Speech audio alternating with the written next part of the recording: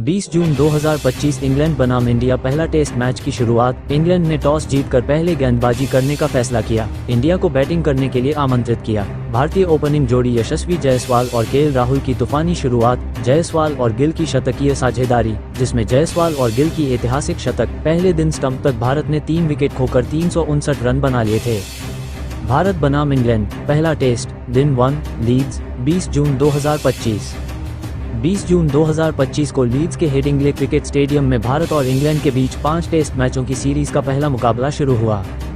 ये दिन भारतीय क्रिकेट प्रशंसकों के लिए उत्साह और गर्व का दिन साबित हुआ, क्योंकि युवा भारतीय टीम ने इंग्लैंड की मजबूत गेंदबाजी के खिलाफ शानदार प्रदर्शन किया। इंग्लैंड के कप्तान बेन स्टोक्स ने टॉस जीतकर पहले गेंदबाजी करने का फैसला किया, शायद हेडिंग्ले की पिच पर शुरुआती नमी का फायदा उठाने की उम्मीद में। लेकिन भारतीय बल्लेबाजों, खासकर यशस्वी जायसवाल, केएल राहुल और कप्तान शुभमन गिल ने इस फैसले को गलत साबित करते हुए दिन का अंत 85 ओवर में 3 विकेट पर 359 रन के मजबूत स्कोर के साथ किया।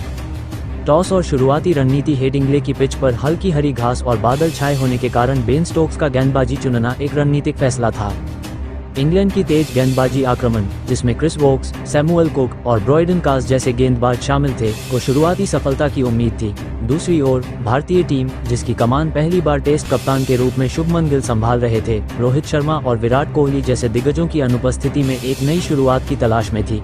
दोनों दिग्गजों ने टेस्ट क्रिकेट से संन्यास ले लिया था, जिससे ये सीरीज भारतीय क्रिकेट के लिए एक नए युग की शुरुआत का प्रतीक थी। यशस्वी जायसवाल और केएल राहुल की तूफानी शुरुआत। भारतीय पारी की शुरुआत यशस्वी जायसवाल और केएल राहुल ने की।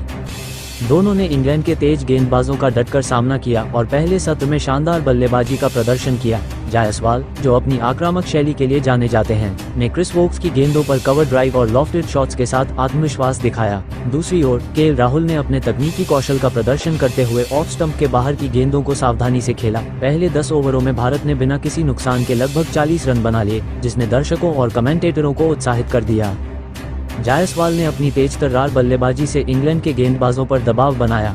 उनकी एक खासियत ये थी कि उन्होंने पिच की शुरुआती चुनौतियों को आसानी से पार किया। राहुल ने भी उनके साथ कदम से कदम मिलाया और दोनों ने पहले विकेट के लिए 70 रनों की साझेदारी की। राहुल ने 42 रन बनाए, जिसमें 6 चौके शामिल थे, लेकिन वह तीसरे सत्र से पहले आउट हो गए।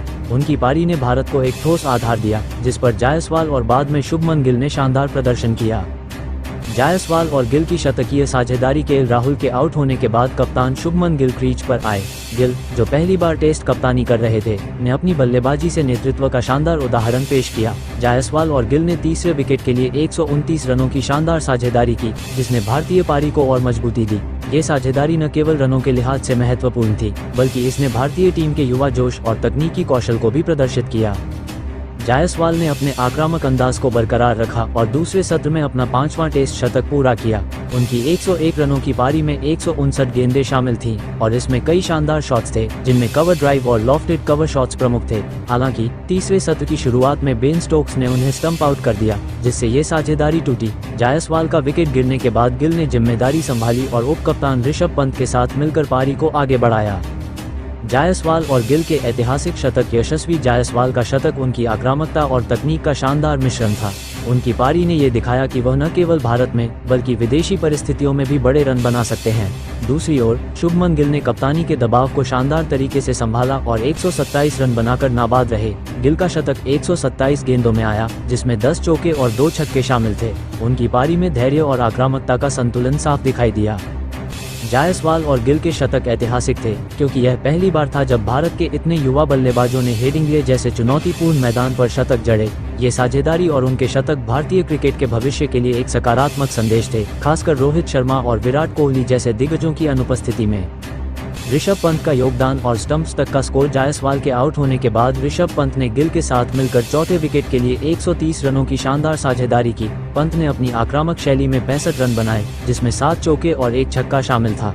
उनकी पारी ने न केवल भारत के स्कोर को बढ़ाया, बल्कि इंग्लैंड के गेंदबाजों पर दबाव बनाए रखा। पंत और गिल की साझेदारी ने भारत को दिन के अंत तक 359 रन 3 विकेट के मजबूत स्कोर तक पहुंचाया। इंग्लैंड के गेंदबाजों में क्रिस वोक्स सबसे महंगे साबित हुए, जिन्होंने 89 रन दिए बिना कोई विकेट लिए। बेन स्टोक्स ने जायसवाल का महत्वपूर्ण विकेट लिया, लेकिन कुल मिलाकर इंग्लैंड का गेंदबाजी आक्रमण भारतीय बल्लेबाजों के सामने बेअसर रहा। दिन का विश्लेषण और भविष्य की संभावनाएं। पहले दिन का खेल पूरी तरह से भारत के नाम रहा। यशस्वी जायसवाल, केएल राहुल, शुभमन गिल और ऋषभ पंत की बल्लेबाजी ने न केवल भारत को मजबूत स्थिति में पहुंचाया, बल्कि यह भी दिखाया कि यह युवा टीम चुनौतीपूर्ण परिस्थितियों में भी दबदबा बना सकती है। हेडिंग्ले की पिच, जो पहले दिन बल्लेबाजी के लिए अनुकूल थी, अगले दिनों में गेंदबाजों के लिए मददगार हो सकती है। ऐसे में भारत का लक्ष्य होगा कि वह दूसरे दिन 500 रनों का आंकड़ा पार करे, जैसा कि कुछ विश्लेषकों ने अनुमान लगाया है। इंग्लैंड के लिए ये दिन निराशाजनक रहा, लेकिन बेन स्टोक्स की कप्तानी में उनकी टीम वापसी करने के लिए जानी जाती है। दूसरे दिन उनके गेंदबाजों को जल्दी विकेट लेने होंगे, खासकर गिल और पंत को आउट करना उनकी प्राथमिकता होगी।